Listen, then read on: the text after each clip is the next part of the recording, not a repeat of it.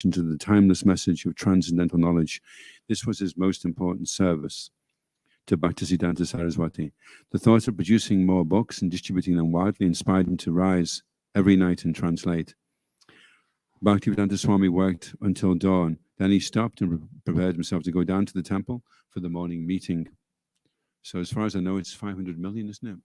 Books now that have been distributed. Though some of the New York disciples had objected, Swamiji was still scheduled for mantra rock dance at the Avalon Ballroom. It wasn't proper, they had said, for the devotees out in San Francisco to ask their spiritual master to go to such a place. It would mean amplified guitars, pounding drums, wild light shows, and hundreds of drugged hippies. How could his pure message be heard in such a place? In San Francisco, Mukunda and others had been working on the mantra rock dance for months. It would draw thousands of young people. And the San Francisco Radha Krishna temple stood to make thousands of dollars. So, although among his New York disciples, Srila Prabhupada had expressed uncertainty, he now said nothing to deter the enthusiasm of his San Francisco followers. Sam Spristra, Mukunda's friend and one of the mantra rock organizers, explained the idea to Hayagriva, who had just arrived from New York. There's a whole new school of San Francisco music opening up. The Grateful Dead have already cut their first record. Their offer to do this dance is a great publicity boost, just when we need it. But Swamiji says that even Ravi Shankar is Maya, Hayagriva said. Oh, it's all been arranged, Sam assured him. All the bands will be on stage and Allen Ginsberg will introduce Swamiji to San Francisco. Swamiji will talk and then chant Hare Krishna with the bands joining in. Then he leaves. There should be around 4,000 people there. How many was at the Eden Fest? Bhaktivedanta Swami knew he would not compromise himself. He would go and chant and then leave. The important thing was to spread the chanting of Hare Krishna. If thousands of young people gathering to hear rock music could be engaged in hearing and chanting the names of God, then what was the harm? As a preacher, Bhaktivedanta Swami was prepared to go anywhere to spread Krishna consciousness. Since chanting Hare Krishna was absolute, one who heard or chanted the names of Krishna, anyone, anywhere, in any condition, could be saved from falling to the lower species in the next life. These young hippies wanted something spiritual, but they had no direction. They were confused, accepting hallucinations as spiritual visions, but they were seeking genuine spiritual life, just like many of the young people on the Lower East Side. Bhaktivedanta Swami decided he would go.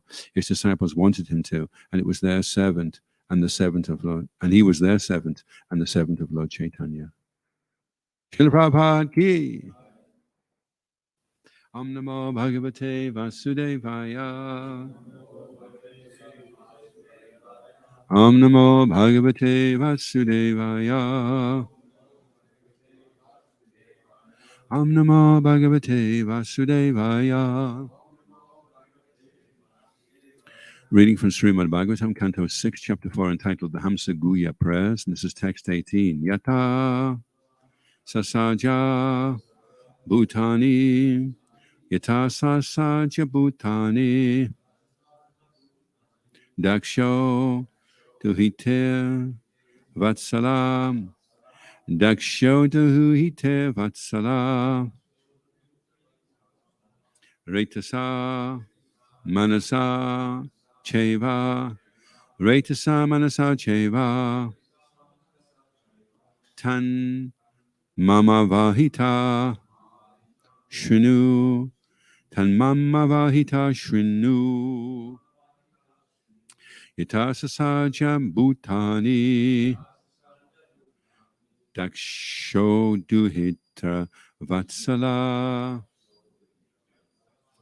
Retasa Manasa Cheva Tan Mama Vahita Shrinu Yatasa Saja Bhutani Daksho Duhita Vatsala Retasa Manasa Cheva Tan Mama Vahita Shrinu.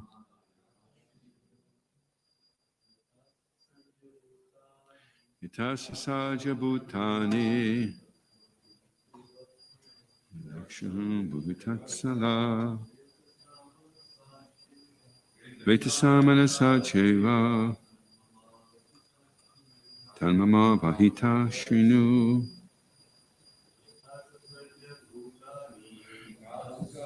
Bhutani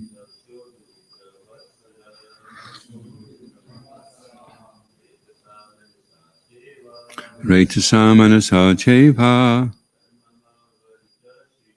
Tanmama Vahita Shrinu.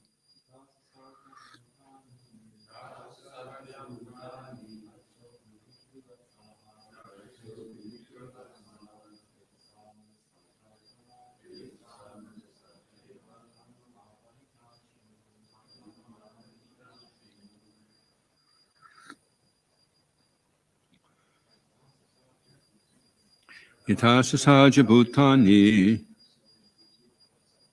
Dakshaduhita vatsala Vaitasa manasa cheva. Lady, Yata as Sasaja created Bhutani, the living entities, Daksha, Duhit Vatsala, who is very affectionate to his daughters, Retasa, by semen, Manasa, by the mind, Cha, also, Eva, indeed, Tat, that, Mama, from me, Avahita, being attentive, Shrinu, please hear. Shukadeva Goswami continued, please hear from me with great attention how Prajapati Daksa, who was very affectionate to his daughters, created different types of living entities through his semen and through his mind. Prabhupada Srila Prabhupada Ki Jai. The word Duhitri Vatsala indicates that all the Prajas were born from Daksha's daughters. Srila Vishnu Chakravarti Thakur says that apparently Daksha had no son. Okay, so I'll read the next translation. With his mind, Prajapati Daksha first created all kinds of demigods, demons, human beings, birds, beasts, aquatics, and so on. But when Prajapati Daksha saw that he was not properly generating all kinds of living entities, he approached a mountain near the Vindhya mountain range, and there he executed very difficult austerities. Near that mountain was a very holy place named Agamarshana. There, Prajapati Daksha executed ritualistic ceremonies and satisfied the Supreme Personality of Godhead Hari by engaging in great austerities to please him. My dear King, I shall fully explain to you the Hamsa Guya prayers which were offered to the Supreme Personality of Godhead by Daksha, and I shall explain how the Lord was pleased with him for those prayers. Purport. It is to be understood that the Hamsa Guya prayers were not composed by Daksha, but were existing in the Vedic literature.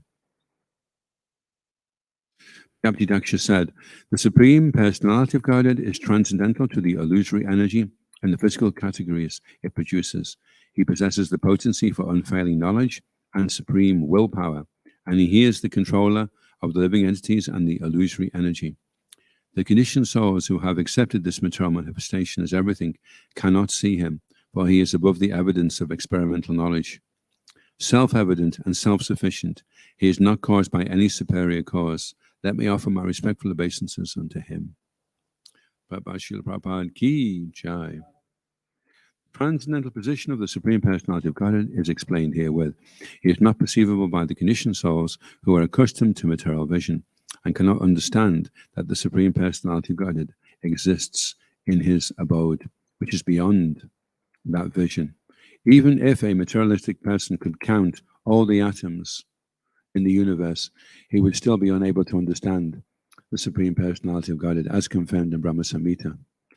Antas tu koti satavatsala sampagamyo vayo atapi manaso muni pungavanam sapyasti yat prapada simnya avinchatatve govindamadi purujam tamaham bhajami.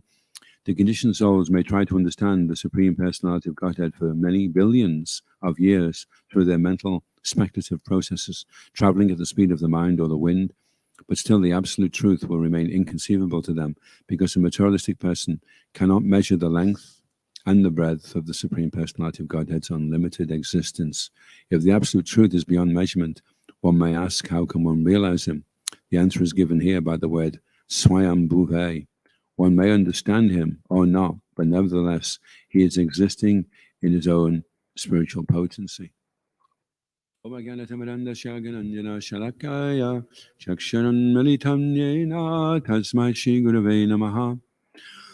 Shri Chaitanya Manobhastam Stapitam Yena Bhutale Swayam Rupa Karamayam Dadati Swabadantikam Jaya Shri Krishna Chaitanya Prabhu Nityananda Shri Advaita Gadadha Srivas Adi Gaura Bhattarinda Hare Krishna Krishna Krishna Hare Hare Hare Rama Rama Rama Hare Hare Vanchikalpatrubhyascha Kripa Sindhubhyevacha Paditanam Bhavanebhyo Vaishnavebhyo Namo Namaha. So Srila Prabhupada is making the point in the purport that Krishna cannot be understood because he's unlimited, and we cannot measure something which is unlimited. In fact, it's very hard to conceive of something being unlimited. I mean, when I was a kid, I was trying to work out where was the end of the universe. And of course, when you find it eventually, a brick wall with a sign on it saying end of the universe, and obviously you're thinking, I wonder what's behind the brick wall. You get to the limit of something. So anything that has a beginning has an end. And if it has an end and a beginning, Krishna says it has no existence. That which doesn't endure has no existence. And that which exists is that which there is no cessation of. So everything in the material world that we see has a beginning and an end. The table that we see over there was once a tree. The tree was once a seed, and the seed was once produced from another tree. And at one time, that tree was produced from another seed. And then at one time, there were no seeds. There was just earth. And at one time, there was no earth. There was just black abyss, nothing. And so suddenly everything is here. So that's why for some people they conclude the only thing that really exists is nothing. Because nothing existed before everything, and nothing will exist after everything. So the only thing which is permanent is nothing, or void. The non-existent. But then if the non-existent is existent, it's no longer non-existent.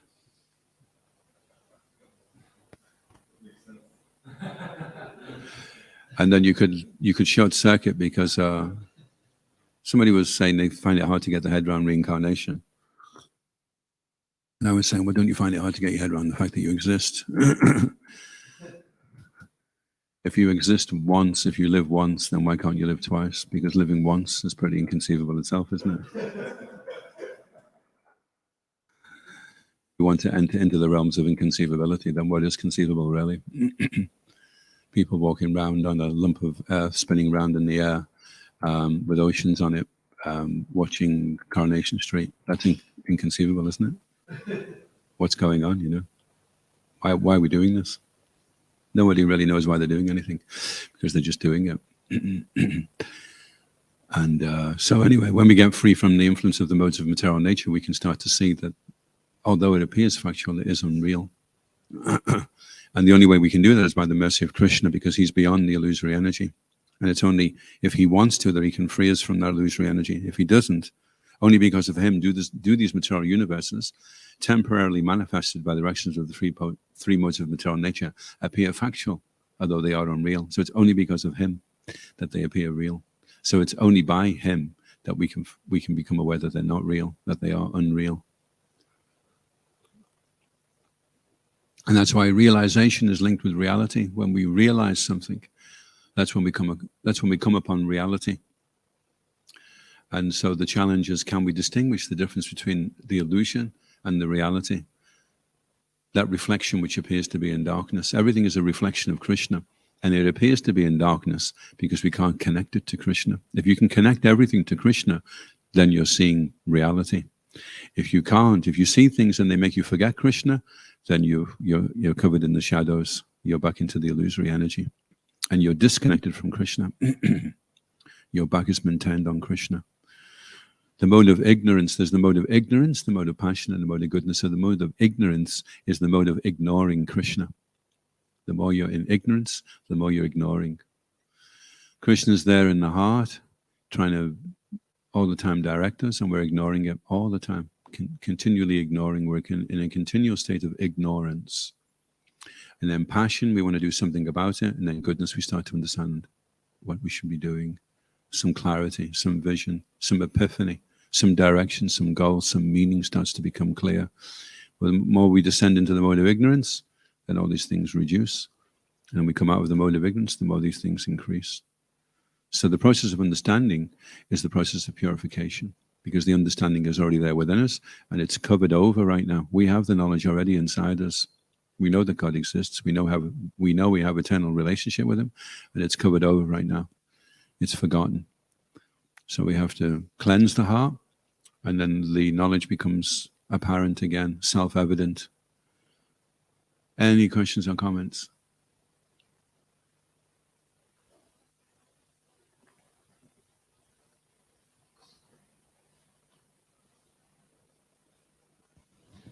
Hare Krishna. Hare Krishna. Thank you for the class so far. I'm wondering if you could just speak a bit more about the modes of material nature. Well, I can speak about the mode of ignorance, especially. If you're in the mode of ignorance, then you're dirty, untidy, expert at insulting others, unreliable, smelly, and not very attractive, really, in the mode of ignorance. Disheveled. Mode of passion, you want to be the center of attention. You drive a red Lamborghini. You've got the loudest and most audacious voice. You may end up being prime minister. And then if you're in a mode of goodness, you're attracted to classical music. You like to be in the countryside. You eat healthy. You help old ladies across the road. You don't pick your nose in public. And you're clean and you're reliable. That's in the mode of goodness. So as you come up through the modes, then you'll start to see bad qualities disappearing and good qualities manifesting. So, Prabhu, how do these modes relate to Krishna consciousness? How do they relate to Krishna consciousness? Well, we can see everything is a reflection. So whatever is here in the material world is only here because it's there in the spiritual world. So in the spiritual world, everything there is in pure goodness. So what really goodness in its pure state is spiritual, and even the material mode of goodness is still affected to some degree by a tinge of passion or a tinge of ignorance. But when it becomes completely pure, then it becomes spiritual. Then it's reinstated its original spiritual state. So in the spiritual world, just like we see with this picture here, we see how the origin of everything, all form, taste, sound, touch, is there in the spiritual world, and then it comes through into the material world, and it becomes adulterated and perverted. Just like pure light, it can become refracted, and then all different types of colors come out from the pure white light. So you could say all the colors are there in the white light. So all the qualities that are here in the material world are there in the spiritual world. And sometimes Krishna, he fights with demons, he kills demons. Sometimes he's dancing with the gopis. It would seem that's in the mode of passion. And sometimes he's in the mode of goodness, giving away in charity and being very dutiful to his father. But these are all in their original pure state. And then down here in the material world, it becomes reflected and contorted. And, the man is trying to find his Radharani. And when he finds his Radharani, then he wants to expand himself through his children. So it's a perverted reflection of what Krishna is doing. We're trying to be Krishna here in the material world. We're trying to be the controller, the enjoyer, the center of attention. But it's a futile attempt because we're only here temporarily anyway. So even if you do manage to control to some degree some amount of the material energy, how long can you continue that on for? You can control everything in your house, or you control everything in your town or in your country, or maybe even you learn to control the whole planet. And how long can you do it for? 20 years? And then you slip on a banana skin, and that's the end of you, you know.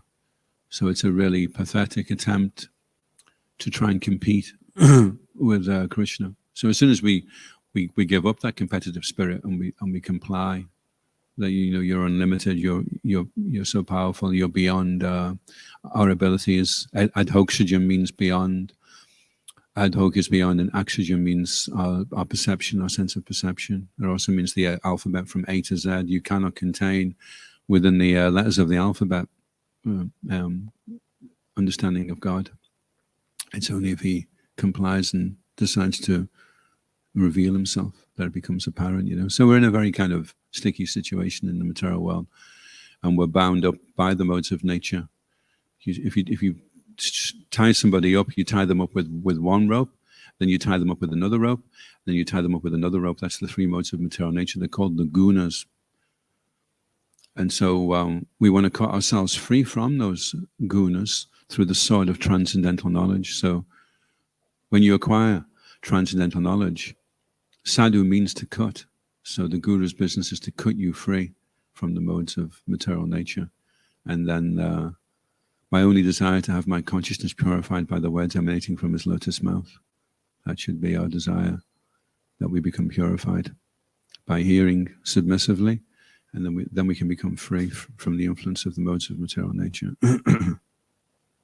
So for us in Krishna consciousness, we don't try to circumvent. We think, I'm just going to go straight from the mode of ignorance into pure Krishna consciousness, and I'm going to circumvent the two mediatory stages. You have to go through those stages as part of the purification. So if you're really in the mode of ignorance, then work really hard, exert a lot of energy. If you're really sleepy and spaced out in japa, then get up, move around, get the body going, at least do something physical, you know, rather than just sliding from the mode of ignorance. You're thinking you're in the mode of goodness because you're all, you're doing, and you've seen somebody else doing this and they're really advanced, and you're going to do the same. So it's like, you're not going to do it that way. So you put a lot of energy in, you intense endeavor. Then you come into the mode of passion, and then you come from the mode of passion into goodness. And then in goodness, you're keeping clean, you're regulated, you're starting to learn verses and memorize different parts of the scriptures and apply them, and you're starting to understand. You're coming up into the secondary stage where you're able to distinguish a devotee from a non-devotee, and see who the envious are, and also start to see how Krishna is interacting with his devotees and the material energy. So now you're coming up into the mode of goodness. And then as you start to feel affection for Krishna and attraction for service and attraction for hearing, then you're moving into chanting Shuddhanam, the pure holy name, and you're moving into Raga Bhakti, where you're becoming spontaneous. You're not Vaidhi anymore. You're not being forced anymore. You're doing it because you want to do it. So they're the stages we have to go through. And we can look at ourselves and identify what mode of nature am I in. If you want to see what mode of nature somebody's in, then go into the room that he stays in, and that will give you an indication of the mode that he's in. And you know how the room smells as well. Okay, you had one, yeah. Hare Krishna. It's an interesting point that is mentioned in the translation, that he's above the evidence of experimental knowledge. So, often people challenge, where is God, and etc. But they're not prepared to accept the correct methodology in order to find him. As I really like the point that Swayam Bhagavan Keshava Maharaj made. We're saying, like a measuring, something within those lines, like a measuring your weight with the thermometer. People say, where is God, but you're not using the proper way to experience it, so you're just rejecting it, but you're just using thermometer to find the weight. So therefore, you have to accept spiritual methodology in order to experience God. Yeah, yeah. Not just like, okay, can you show me where is the evidence? Dambo dapo bibanascha, krodam purusham evacha, agatam chapititascha, pathasampadam asuram. Pride, arrogance, conceit, anger, harshness, and ignorance, these qualities belong to those of demoniac nature. So understanding God is a question of attitude. It's a question of character. It's not how big your telescope is. Ashish, who's it from? Alan. Alan. Harry Bowell, Alan. Our Alan or another Alan? No, I think our Alan. Okay. Harry Bowell, our Alan. Yeah. So the question says, is it possible to be a combination of these three modes simultaneously? It certainly is. Yeah, the modes are like three colors, and you mix the colors, the three primary colors, and you get a spectrum of colors. So nobody's completely purely in one mode. There's always a tinge of this or a tinge of that. And that's how you have 8,400,000 different species of life. There are 400,000 different combinations of the modes of material nature.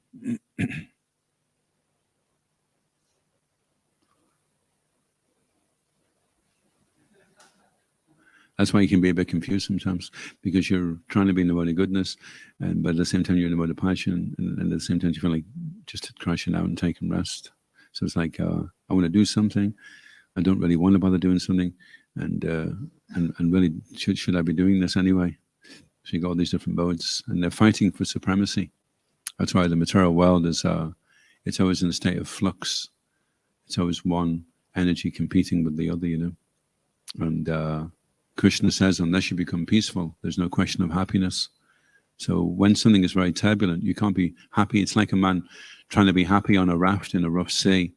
And on the raft, he's got all these different nice ornaments, and he's trying to set them up. And as he's doing, they keep getting knocked over. And he's just continually trying to keep everything straight. And there's constantly all things going on all the time. You know, the rabbit dies, his wife runs away, his business goes bust, he wins the lottery, he gets cancer. There's all kinds of different factors coming in all the time, so that nothing stays the same. You know, he's continually having to try and patch up one thing, and then something else goes wrong, and then he's patching up something else. As compared to the man with the plates, you know, that circus act where they're spinning the plates, and he gets one spinning, and then he tries to get the other one spinning, and then he gets the other one. Then he has to run around and make sure that one's okay, and that one, you know. But it's impossible to do it continually. So that's the influence of the modes of material nature.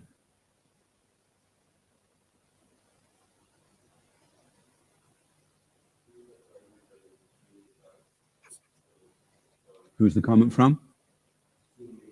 Sumaid. Hare Krishna, Sumaid. From Manchester. Sumaid. Okay, Sumaid, the enthusiastic boy. Yes.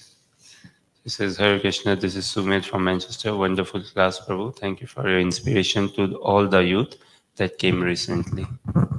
Oh, John. Thank you. So hopefully we'll see more of them, especially for Harinam, especially under the bridge outside Central Station. At one point there was more people in the Harinam that went. You know, the devotees, we were outnumbered actually. There were so many of them. It was really good.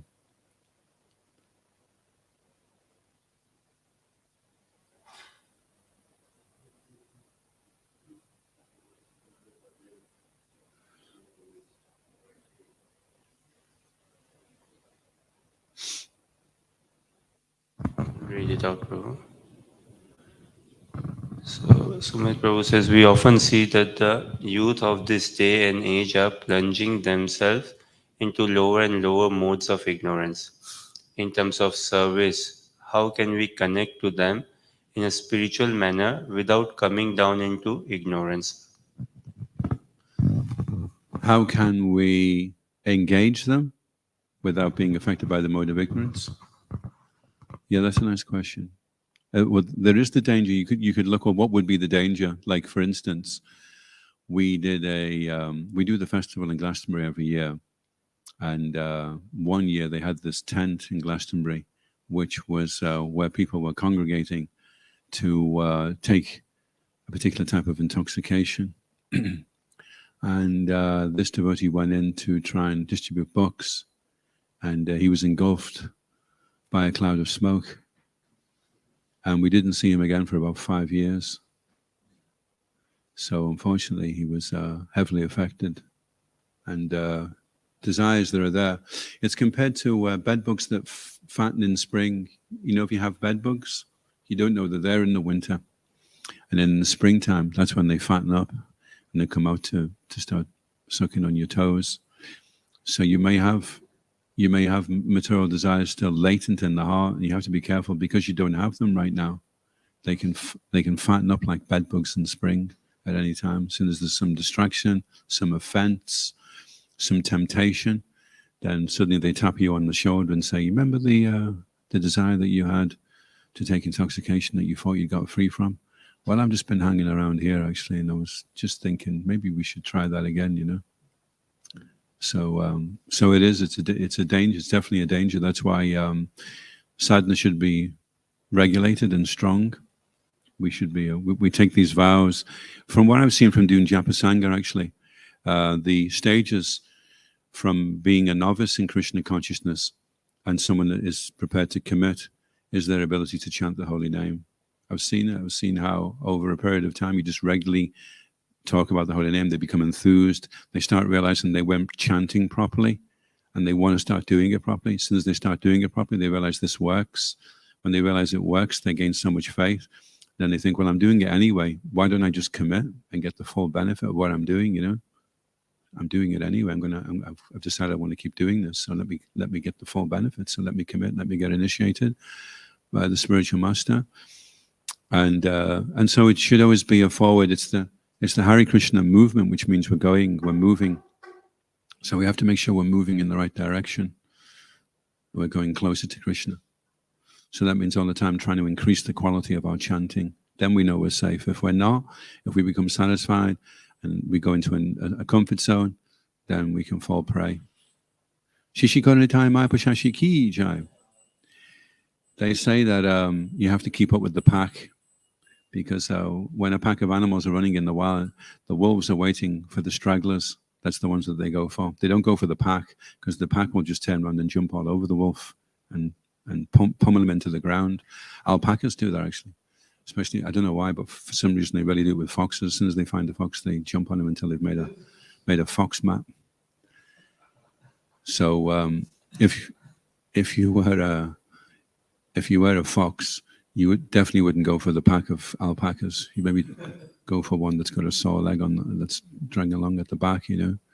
So in Krishna consciousness, you have to find those devotees who are especially enthused and keep up with them. Okay, what are they doing?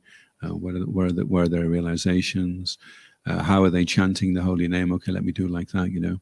And you'll see others that in Krishna consciousness, they will lose their enthusiasm and they will kind of just straggle around and they'll be more on the fringe. They'll start to fringe out, you know. They're the ones that can get hit easily by Maya, not the ones that are in the pack, that are moving.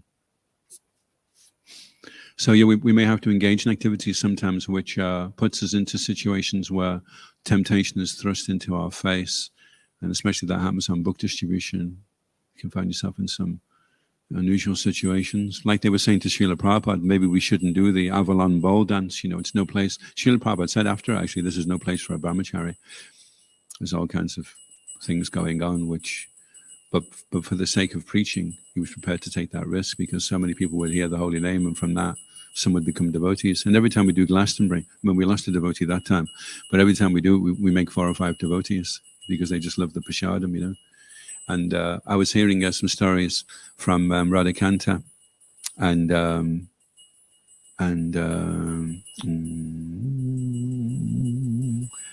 I remember his name, her husband, and they were saying that they went to the Polish tour with Indra Maharaj, and it was just such a powerful experience, you know. She just decided there and on the spot she was going to follow the right principles. She was going to commit to Krishna consciousness.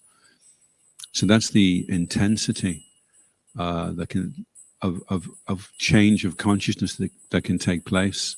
So why would anyone want to avoid giving others the opportunity, you know, even if the situation is a little bit, then you just have to stay strong, you know, you have to keep strong so that you're protected in these situations. You can, the whole idea with the morning program is you have your psychic shields already made up for the day, so that as you go out, wherever the material energy's onslaught is, you've already got your 2 hours japa, your Mangalarti, your Guru Puja, your Bhagavatam class, and maybe some reading as well. They're all already under your belt. So when you go out onto the battlefield, you've already got your shield and your weapons ready, you know. And I've found there was sometimes that we were traveling in a motorhome and we would park up and we would do these golf shows and agricultural shows and rock shows. And sometimes you'd think, well, I'll just go out now because it's really busy and I'll do really well. And I won't bother chanting any rounds and I can just chant them later on, you know. Doesn't work, not for me. Maybe some devotees can do, but generally it doesn't work, you know. It's just not going to happen. Not before you've done your sadhana first. Dana means wealth and sa means to bestow.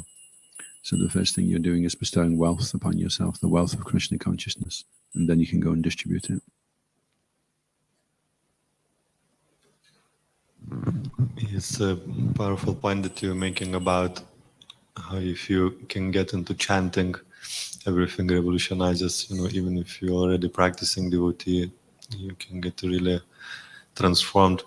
And also the same thing is with newcomers. Like, you know, these people, some of those young people, we are, you know, already practicing for a good few years, but some of them completely new to Krishna consciousness, but like going out on Harinam, Yeah. and experiencing that such a power, like your faith goes through the roof. Like you come maybe agnostic or even a bit atheist, you know, but after being there, it's like a penny drops, you know, often after retreat, you know, people just like prepare to commit and do something significant in Krishna consciousness. And also the public who see that kind of energy as well, they think, my God, these guys must have something, you know, this is something not ordinary, unless they're like really envious or something.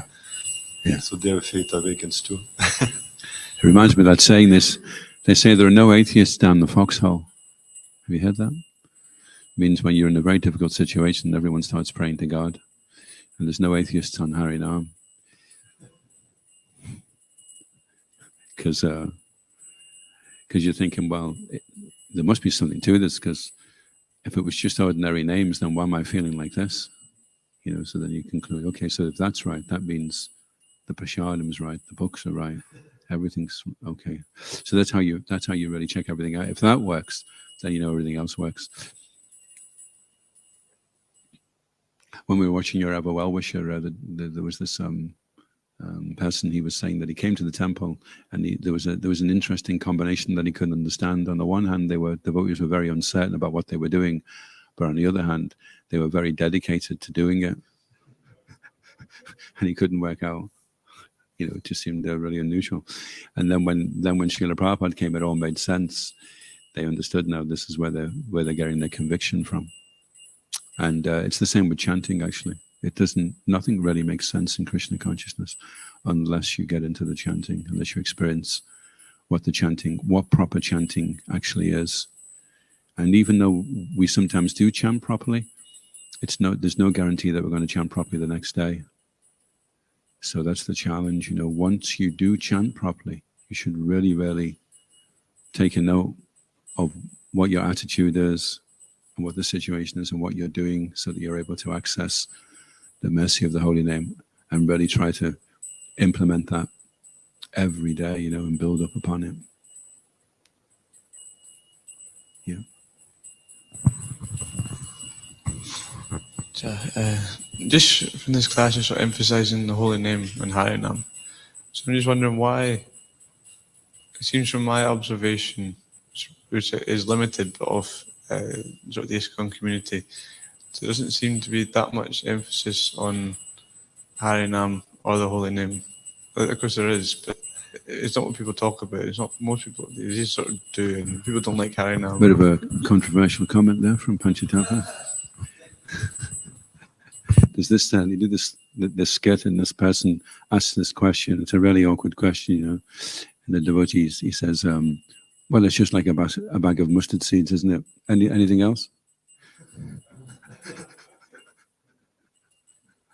So, well, if you see a lacking anywhere, then see that as an opportunity for service. So if you see a gap somewhere, maybe you think there's not enough emphasis being placed upon cleanliness in the brahmacharya ashram. So you think, right, okay, I'm going to be the one. I'm going to be the vigilante with Mr. Sheen, and I'm going to go in there and get things cleaner. And in the same way, if you think there could be more emphasis upon chanting the holy name, and on doing Harinam, then by you becoming more enthused to do Harinam and to chant the holy name, that natural enthusiasm will come out. When you're giving class as well, naturally it'll be there. It will just happen. If you're in the association of people also that are very convinced about certain aspects of Krishna consciousness, then you pick up on that conviction as well. And the nature of the material energy is that it is covering all the time. It's covering us over all the time. So it's a constant reassertion of what we did know, and we have to keep knowing. We have to keep it fresh, all the time, and that's the challenge. At first, it seems really easy. You think, well, it's so obvious, If you don't dance in kirtan, you're going to be in the modes. Just dance, Why? Can they not get it through that? And you see devotees sometimes that have been around for a long time. You think, oh, if it was just to dance, it would all just go away, so easily. So the young devotees can help the older devotees by reminding them of these simple things as well, because we get influenced by the material energy in different ways, and one of her influences is she makes us forgetful, And so when you see that young devotees are so enthusiastic and they're experiencing so much bliss in Harinam, you realize, wow, I have to get into this even more, Otherwise, you get what's called japa fade. You get japa fade and you get Harinam fade. You even get prashadam fade. You can get everything fade, actually. Reading the books fade. You just fade. But it doesn't happen immediately. You don't decide, that's where I've been going wrong. I'm going to stop chanting Hare Krishna. That's been causing all these problems all these years. It's a very, very, very, very subtle, slow, very slow. It's like the drop on the rock face. You drop of water on the rock face. You would think it would make no difference at all. But if you come back in 1,000 years, there's this huge crack in the rock, where the water is just eating away at it. And it seems imperceptible, but it's just... So it's the same also with us, with the material energy. It can just whittle away our appreciation and our taste for things. So we have to all the time reconfirm, reestablish, until we get to the point where we're nishta, which is when we become fixed, majjhima adhikari, and then there's no going back.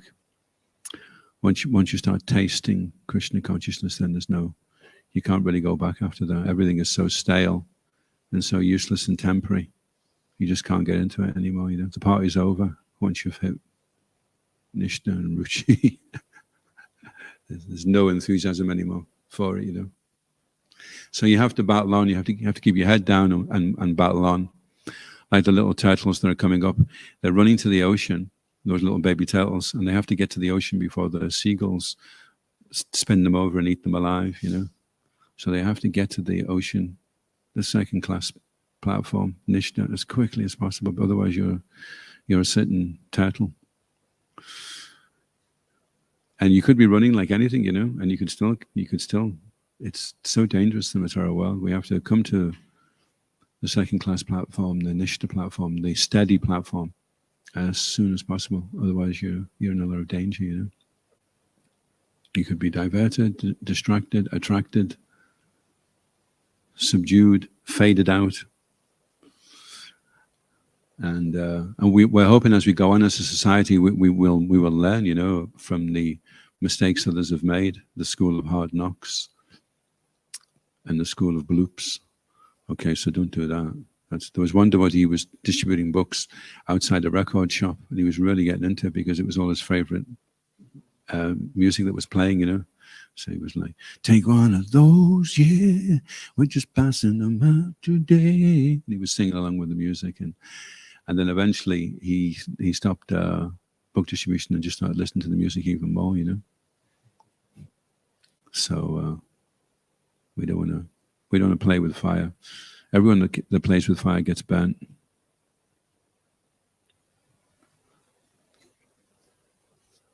And if you see, I think there could be more emphasis placed upon this, then experience it for yourself. Just like in the beginning, Vishnujan, Swami was so into Harinam, and it was that compelled everyone else. They could see the bliss and the taste he was experiencing, and they were attracted as well. And sometimes you see that with the young devotees, they're doing Sankirtan, and they're so into it, you think, wow, okay, I'm going to reapply myself. I want to experience that same taste again. It reminds you, what it was like when you were doing it. It's not that anyone is special either, in terms of like, okay, well, he must have been a born book distributor, or he was a born Harinam singer. We're really all unqualified to do anything in Krishna consciousness, and then we get the blessings, and then you can see people that sound like a foghorn, and suddenly they sing like Gandharvas. The early paintings, you look at the way they were painting them in the early, it looks like they were using really thick brushes. Maybe that's all they had, but then as you go on, the same artist is producing. It's unbelievable. You're thinking, wow, that's just amazing that they became empowered. So anyone can become empowered to do anything in Krishna consciousness if they want to. If they really want to be a book distributor, or they really want to go out and Harinam and get as many people as possible into that, then it will happen if you hold on to that desire. It's interesting that Daksha, he wasn't satisfied in terms of production that he was doing to populate the universe, and he did an tapasya to please the Supreme Personality of Godhead. Yeah. So the materialistic mind, if it doesn't work, something doesn't work, you think, okay, I have to work harder, or blame somebody, and etc. But actually, the way to fix everything, it starts from Lord Brahma in the beginning of the universe, performing tapasya to please the Lord. Daksha is doing the same, and Srimad Bhagavatam is again and again and again. So if you really want to fix things, it requires a tapasya, but Krishna conscious tapasya, not some sort of mundane austerity, but Krishna conscious tapasya, ultimately pointing to the Yuga Dharma, tapasya or Yuga Dharma. I've got to really, thank you very much. That's reminded me of something else as well, actually. But this is really powerful. So luckily everyone's sitting down, because we may have one or two people collapse when you hear this. Put your hands up if you'd rather be the victim than the victor.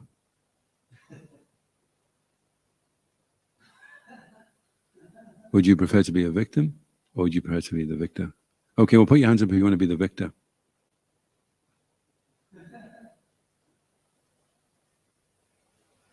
Okay, so if you want to be the victor, which means you become victorious, and you don't want to be the victim, which means you always fail, then there's one simple thing you have to do.